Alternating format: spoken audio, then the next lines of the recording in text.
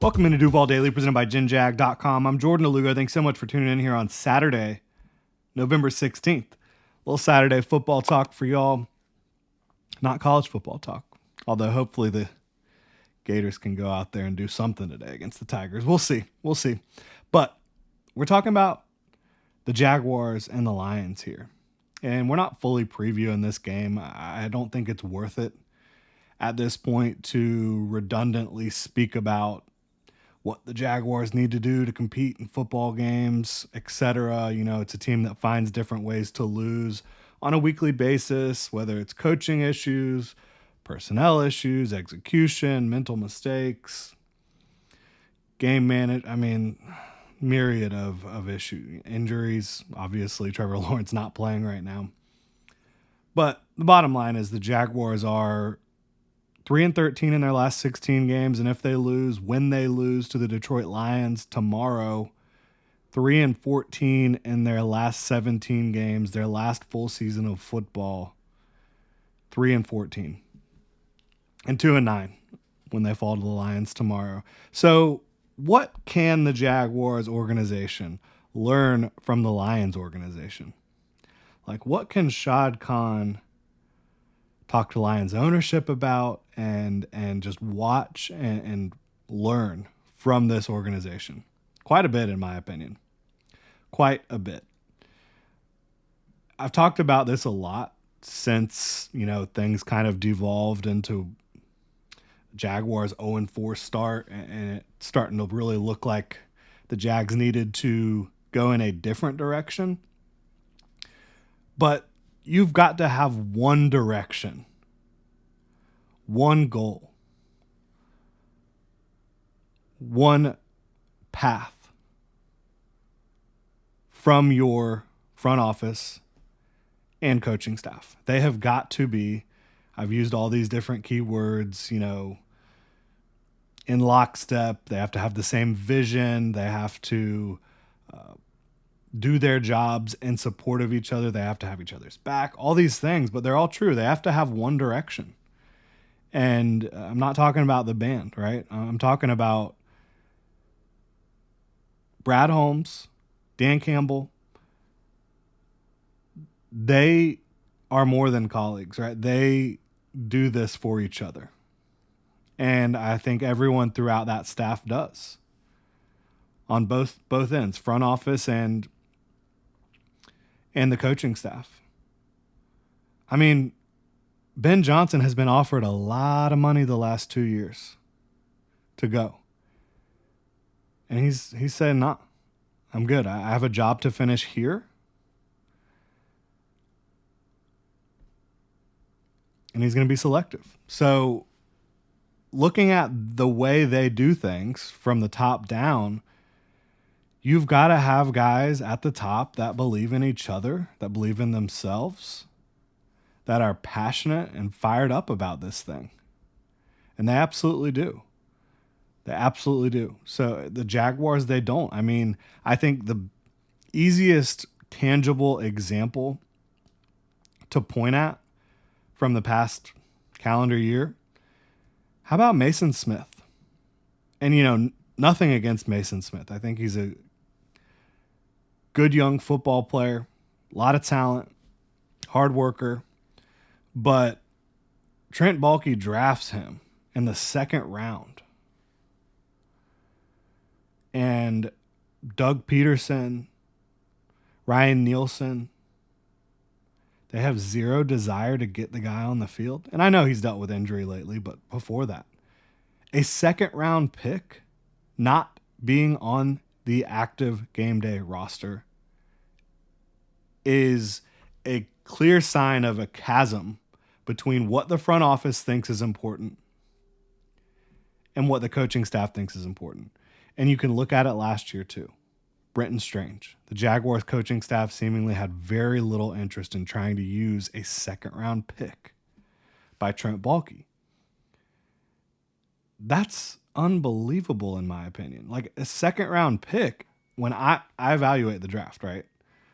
I'm going to have, over 200 prospects I'll look at this upcoming class. I've already done a lot. when I look at second round picks, this should be a player that is ready to play right away. That, like, at the very least, be on the active game day roster and be a long-term starter, high impact starter. They don't necessarily have to be Pro Bowl caliber, but they got to be able to come in and play. And you've seen it 2 years in a row, Trent Baalke bringing in players that the Jaguars coaching staff has absolutely zero interest in getting on the field in the second round, day 2 of the draft. And so they do not have a unified vision. That's just one example. There's so many other examples of this, right? And you can't operate that way. You just can't do it.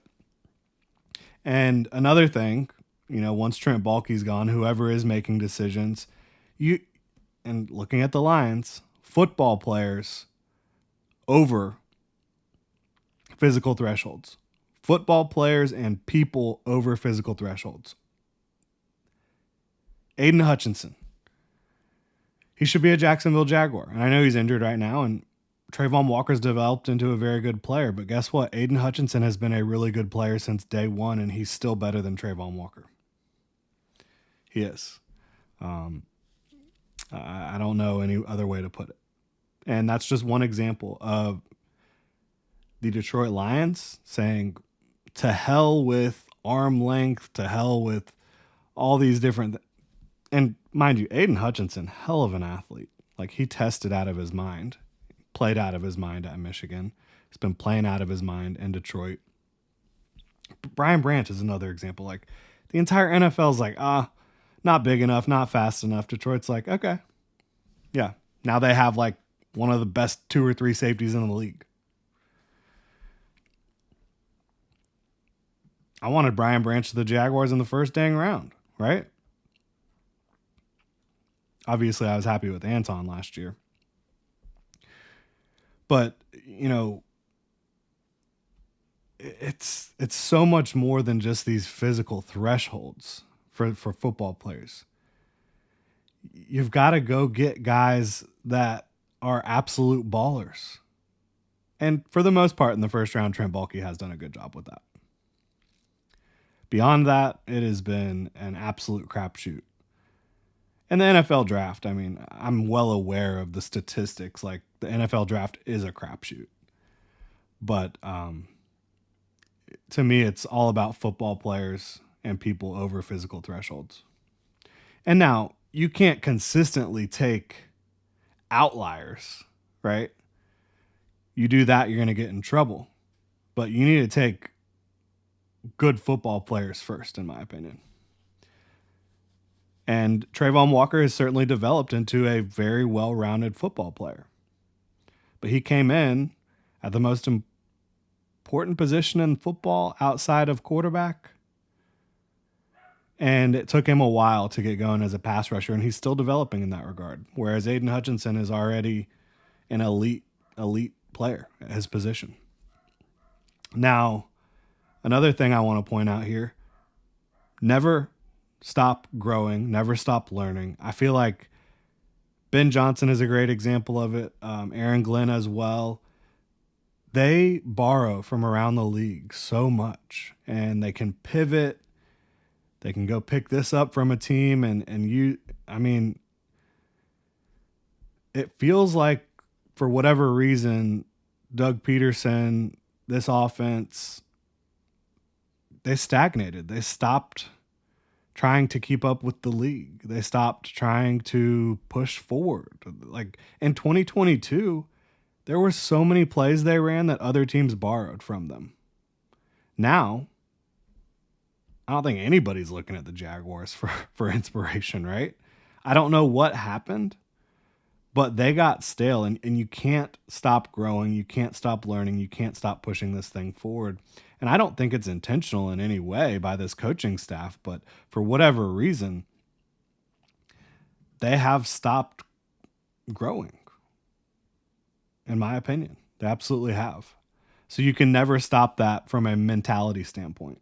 You've got to stay vigilant consistently. trying to grow, trying to learn, trying to better yourself. And you got to just want it. You got to want it. I know that's cliche, but you absolutely have to. Sometimes you look at this football team and you wonder. So, going to get to a few more topics, but first, got to remind y'all to check out Underdog Fantasy for Pick'em, Best Ball, and a whole lot more. You can use code DuvalDaily on their easy-to-use mobile app or UnderdogFantasy.com, and Underdog will give you a free pick to use on your first cash pick'em entry, plus up to $1,000 in bonus cash when you deposit. This season, Underdog is running a special promo or bonus almost every single day. Like Profit Boost, you can pump up your winnings in just a tap when you apply the boost to eligible entries. Lots of options for Jaguars and Lions. Go check it out. Maybe you want to pick one of those Lions running backs to score. Underdog has vulture protection to rescue your pick'em. That's Underdog Fantasy, promo code Duval Daily to claim your new customer special of a free pick and your deposit offer. Must be 18 plus, 19 plus Alabama and Nebraska, 19 plus in Colorado for some games, 21 plus Massachusetts and Arizona, and present in a state where Underdog Fantasy operates. Terms apply. Void in Colorado. Concerned with your play? Call 1-800-GAMBLER or visit www.ncbgambling.org. Arizona 1-800-NEXT-STEP. That's 1-800-639-8783 or text NEXT STEP to 53342. New York, call the 24/7 Hope line at 1-8778 Hope NY or text Hope NY 467-369. So, couple things beyond what we've talked about, which are what we've talked about really is the key at the top, but some smaller picture things like using your best players and all your players to the best of their ability in the best possible situations. I think the Jaguars have struggled with that so mightily in a lot of regards, not just during this tenure, but for the last, since Shad Khan's been the owner, and even before that. Example that quickly comes to mind prior to that was Reggie Nelson. I mean, Reggie Nelson, the Jags use a first-round pick on him, has an unbelievable rookie year. They quickly decide to move on after a couple seasons. He goes and just all he does is play consistently good football for the Cincinnati Bengals for a very long time. Right? So, and that has nothing to do with the current team. It's just like looking back. But using your best players to the best of their ability, and I think Mia O'Brien was talking about it, round peg, round hole, square peg, square hole, right? Using these guys in ways that suit their skill sets and designing what you're doing around skill sets and getting skill sets that work in unison together, right? I think the Lions have done a tremendous job of that. And that's, again, front office and coaching staff being aligned. It's easier said than done, but it's not complicated, right? You've got to find people that have each other's backs and have the same vision. Offensive line has to be paramount. That's one thing, It's easy to sit here and say, wow, Jared Goff, what they have done with him has been so impressive. And it has been. They also push a lot of the easy buttons, play action, running the ball, motion, using your players, again, in situations that make sense for them. But offensive line has to be of the utmost importance for a franchise. I know not every franchise does it the same way. Like the San Francisco 49ers, they've had holes on their offensive line that they fill consistently, but they also have one of the most dominant offensive linemen of our generation in Trent Williams, who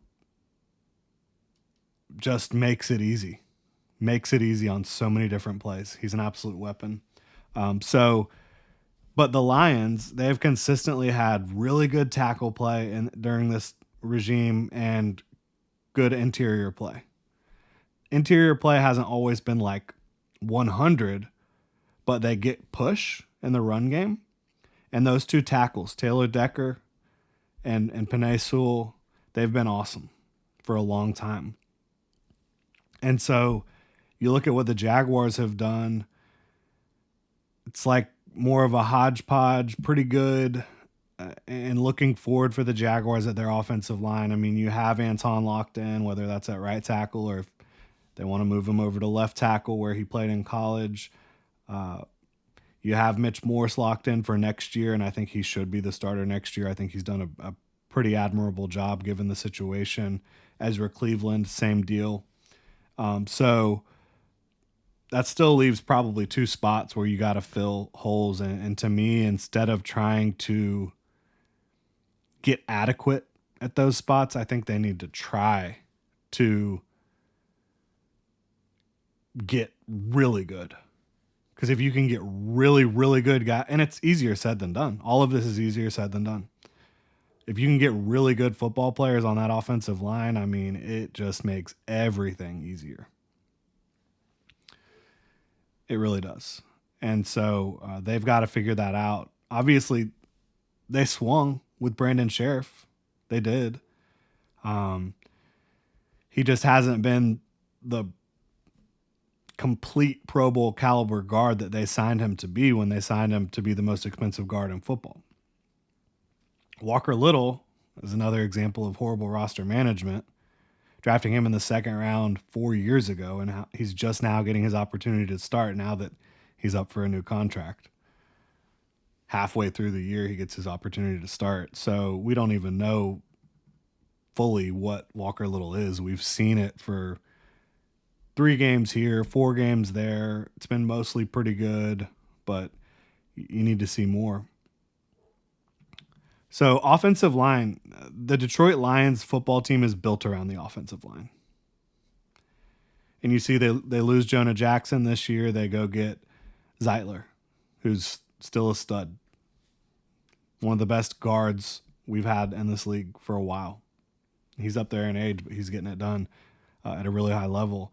So you just look at this football team and they get it. And part of the other thing offensively, the Jaguars, when was the last time they were a consistent team running the football? I mean, you got to go back to Leonard Fournette's rookie year, 2017, probably.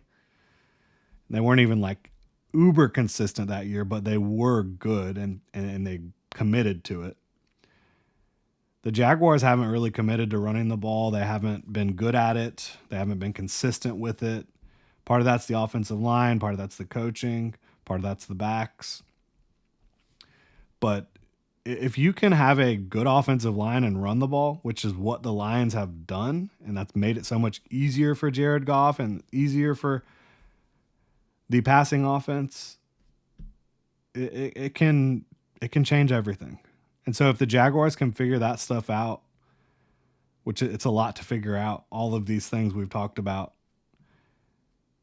learn those things from the Lions. I mean, this next regime could be cooking with gas because there is talent here. Trent Baalke, I've talked about this before too. Yes, there is talent in Jacksonville, and Trent Baalke helped get that talent here. But has he made the most of his resources to get talent here? Absolutely not. Shad Khan, as an owner, and this football team being a bad football team for a lot of the last, a long time, but before Baalke got here and then early when Baalke got here, he's been given 2 straight first overall picks, and then unbelievable amounts of draft capital in those drafts and all the drafts that he's been a part of, and free agency money. Shad Khan is consistently the way he's willing to shell out money year after year after year. Trent Baalke has not made the most of it. He absolutely hasn't. And I mean, I mentioned the Mason Smith thing. How about the Eric Armstead thing? Whose idea was it for him to play edge? We still don't know. And we still don't know why he's not on the interior more. It doesn't make any sense. It really does not make any sense. So learn from the Lions. They have a clear vision. They have each other's backs. Those are the biggest things you can do here. Learning from this Detroit Lions football team. And we'll be cheering for the boys tomorrow, but don't expect it to be pretty. Do not expect it to be pretty. Rooting for individuals, rooting for the franchise as a whole, but change is needed. It absolutely is. Really appreciate y'all tuning in. If you enjoy the content, please like, subscribe, hit that notification bell. You can check out genjag.com/shop, pick up some new Duval gear, become a channel member here on YouTube. Y'all have a good one.